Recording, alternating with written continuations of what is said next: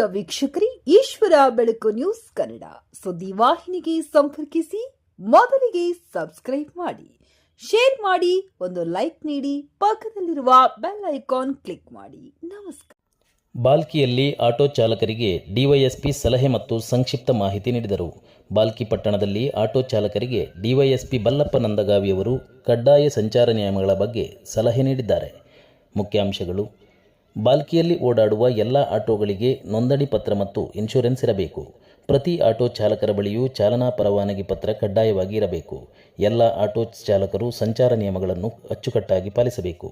ಎಚ್ಚರಿಕೆ: ಯಾವುದೇ ದಾಖಲೆ ಇಲ್ಲದೆ ನಿಯಮ ಉಲ್ಲಂಘಿಸಿ ಸಂಚರಿಸಿದರೆ ಕಾನೂನಿನ ಪ್ರಕಾರ ಕಠಿಣ ಕ್ರಮ ಕೈಗೊಳ್ಳಲಾಗುತ್ತದೆ ಎಂದು ಡಿವೈಎಸ್ಪಿ ಎಚ್ಚರಿಸಿದರು. ಆದ್ದರಿಂದ ಕೂಡಲೇ ಎಲ್ಲ ಆಟೋ ಮಾಲೀಕರು ಮತ್ತು ಚಾಲಕರು ತಮ್ಮ ದಾಖಲೆಗಳನ್ನು ಸರಿಪಡಿಸಿಕೊಳ್ಳುವಂತೆ ಮನವಿ ಮಾಡಿದರು. ಈ ಸಭೆಯಲ್ಲಿ ನಗರ ಠಾಣೆಯ ಸರ್ಕಲ್ ಇನ್ಸ್ಪೆಕ್ಟರ್ಗಳಾದ ಅಂಬರೀಶ್ ಬಿ ಮತ್ತು ಪೊಲೀಸ್ ಸಿಬ್ಬಂದಿಗಳು ಉಪಸ್ಥಿತರಿದ್ದರು. ವರದಿ: ಸತೀಶ್ ಕಲಾ, ಬೀದರ್.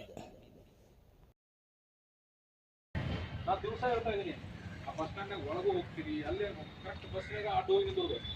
ಒಂದು ಬಸ್ ಏನಾದ್ರು ಬಂತಂದ್ರೆ ನನಗೆ ಅರ್ಥ ಆಗ್ತೈತೆ, ಏನು ನಿಮ್ಮ ಉದ್ಯೋಗಕ್ಕಾಗಿ ನೀವು ವಿಚಾರ ಮಾಡ್ತಿರ್ತೀರಿ, ತಪ್ಪಂತ ಹೇಳಕತ್ತಿಲ್ಲ. ಬಟ್ ನಿಮ್ಮ ಆಟೋ ಹೋಗಿ ನಿಂತಿರೋದಕ್ಕೆ ಮತ್ತೊಂದು ಸಲ ಹಿಂದಿನವ್ರಿಗೆ ತೊಂದರೆ ಆಗ್ತದೆ. ಅದನ್ನು ಮಾಡಬೇಡ್ರಿ ಅಂತ ಹೇಳ್ತೇನೆ.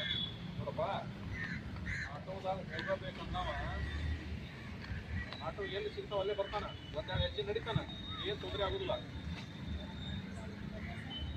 ನೀ ಅವಾಗ ಹೆಲ್ಪ್ ಮಾಡಕ್ಕೆ ಹೋಗಿ ಅವನ ಇಲ್ಲ ನಿನ್ನ ದೋಸ್ತರನ್ನ ಬಿಡಿಸಿ ನೀವು ಹೋಗಿ ಉದ್ಯೋಗ ತೊಗೊಳಕ್ಕೆ ಹೋದೆ ಅಂದ್ರೆ ನನ್ನ ಕೈ ಸಿಕ್ಕೊಂಡು ಅಥವಾ ಪೊಲೀಸರ ಕೈ ಸಿಕ್ಕೊಂಡಿದ್ರೆ ಗ್ಯಾರಂಟಿ ಹೇಳ್ತಾ ಇದ್ದೀನಿ. ನಾನು ಮಿನಿಮಮ್ ಫೈನ್ 1,000 ರೂಪಾಯಿ ಐತೆ. ಭಾಳ ನೀನು ಇದು ಮಾಡಿದ್ರೆ 500 ರೂಪಾಯಿ ಆಯ್ತು, 500 ರೂಪಾಯಿ ಆಯ್ತು ಅಷ್ಟೇ. ನಾನು ಉದ್ದೇಶ ನಿಮ್ಗೆ ಚೆಂದ ನೀವು ಮಾಡ್ಕೊಡ್ರಪ್ಪ, ನಿಮ್ಗೆ ಏನು ತೊಂದರೆ ಮಾಡೋಂಗಿಲ್ಲ ಅಂತ ಹೇಳತ್ತೇನೆ.